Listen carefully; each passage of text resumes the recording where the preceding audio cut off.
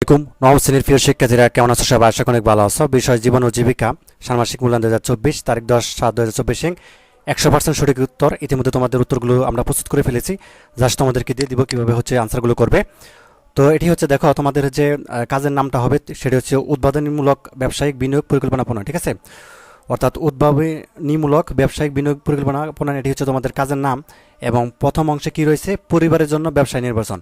অর্থাৎ তোমার পরিবারের জন্য ব্যবসা নির্বাচন করতে হবে। প্রথমে ধাপ ক, খ, গ, গ, উম পর্যন্ত দেওয়া আছে, সবগুলো আমরা করব। তো এটি আমরা প্রথম অংশটা আগে করে ফেলি। ঠিক আছে, তো চলো আনসারটা দেখা যাক। প্রথমেই তো আমাদেরকে ধাপ কয়ে যেটি বলা হয়েছে, পারিবারিক আর্থিক পরিস্থিতি বিশ্লেষণ করতে বলা হয়েছে। ঠিক আছে, প্রথমে আমাদেরকে কাজটা কি করতে বলা হয়েছে, যে পারিবারিক যে বাজেট সেটা তৈরি করতে বলা হয়েছে। বাজেট মানে পরিবারের আসলে কী পরিমাণে একটা খরচ হয় প্রতি মাসে, এরকম একটা বাজেট তৈরি করতে বলা হয়েছে। ঠিক আছে, তারপর আমরা বাকি অংশ দেখব। তো প্রথমে আমরা পারিবারিক বাজেট তৈরি করে ফেলি। তো উত্তরটি আমরা এভাবে করতে পারি। দেখো, ক্রম সংখ্যায় 1, 2, 3 এভাবে আমরা অনেকগুলো দিতে পারি। তো উদাহরণস্বরূপ আমি এখানে 5 পর্যন্ত দিয়েছি, তুমি চাইলে আরও কম বেশি করতে পারো। ঠিক আছে, তো মূল খাদ্য যেমন খাদ্য, উপখাদ্য রয়েছে চাল, আটা, তেল, মাছ, মাংস, সবজি, ফলমূল, মিষ্টি। ঠিক আছে, তো দেখো চাল, আটা, তেল, মাছ, মাংস, সবজি এগুলো আমাদের 7,000 টাকা লাগে ধরলাম বাজেট। ঠিক আছে, এবং ফলমূল 1,000 টাকা বা মিষ্টি 500 টাকা আমরা ধরে নিলাম আর কি। তো দুয়ে বস্ত্র নতুন কাপড় লাগে 2,000 টাকা, বা কাপড় সেলাই 500 টাকা, বা কাপড় ধোয়া 500 টাকা। ঠিক আছে, তো তারপর থেকে 3 বাসস্থান, তো বাসা ভাড়া 0 টাকা। আর যারা বাসায় থাকো তারা এখানে বাসা ভাড়াটা লিখে দেবে। ঠিক আছে, আর নতুন ঘরের খরচ আমরা 1500 টাকা লিখলাম। তো শিক্ষা, চারে রয়েছে শিক্ষা, তো শিক্ষা প্রতিষ্ঠানের বেতন 700 টাকা, বা শিক্ষা সামগ্রী যেমন বই খাতা কলম এগুলো কিনতে লাগলে 300 টাকা। ঠিক আছে, আমরা ধরলাম। তো তারপর দেখো পাশে দিয়েছি যোগাযোগ যাতায়াত, তো যাতায়াত ভাড়া যেমন 1000 টাকা ধরেছি আমি। তো এখানে আমাদেরকে মোট কত টাকা দেখো, তো মোট আমাদের 15,000 টাকা। এটা আমাদেরকে পারিবারিক একটা বাজেট তৈরি করলাম এইভাবে। তো এটা আমাদের প্রথমে পারিবারিক একটা বাজেট তৈরি করতে বলা হয়েছে। তো এই বাজেটের পরে আমাদেরকে কি বলা হয়েছে, যে পরিবারে আর্থিক অপচয় রোধ। এই যে আমরা যে বাজেট তৈরি করলাম, ঠিক আছে, আরও অন্যান্য বাজেট আছে। ঠিক আছে, পরিবারে অন্যান্য বিষয় খরচ আছে বা বাজেট রয়েছে। তো যাই হোক, আমরা 5 পর্যন্ত তৈরি করেছি, তুমি চাইলে আরও কম বেশি করতে পারো, কোনো সমস্যা নেই। 5 পর্যন্ত করলেই হবে গুরুত্বপূর্ণ বিষয়গুলো।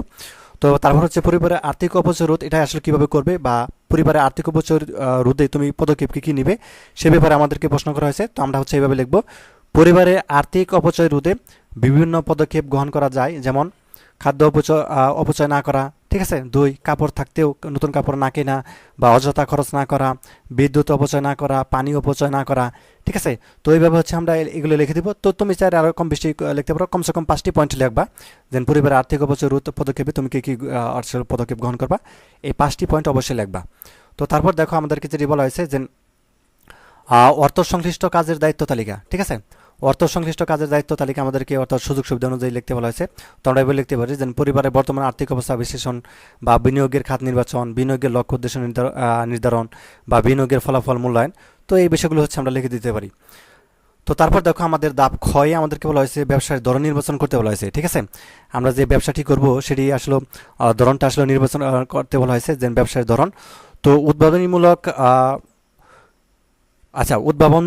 উদ্ভাবনীমূলক ব্যবসার নাম হলো কাপড়ের ব্যবসা। তো আমাদেরকে একটা ব্যবসা নির্বাচন করতে বলা হয়েছে, তো আমরা দিলাম কাপড়ের ব্যবসা করব।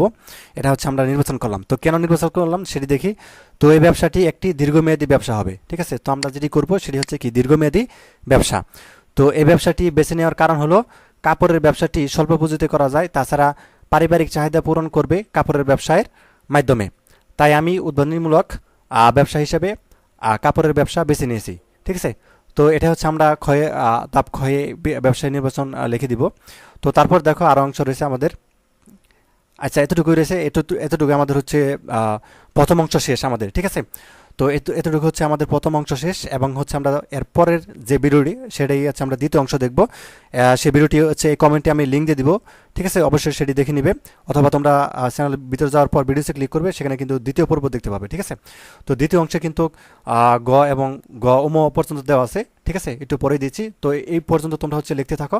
তো বাকি অংশ কিন্তু আমি একটু পরে দিচ্ছি। ঠিক আছে, 15-20 মিনিট পরে দিচ্ছি, সেই উত্তরটি রেডি হচ্ছে। তো ধন্যবাদ সবাইকে ভিডিওটি দেখার জন্য। আল্লাহ হাফেজ।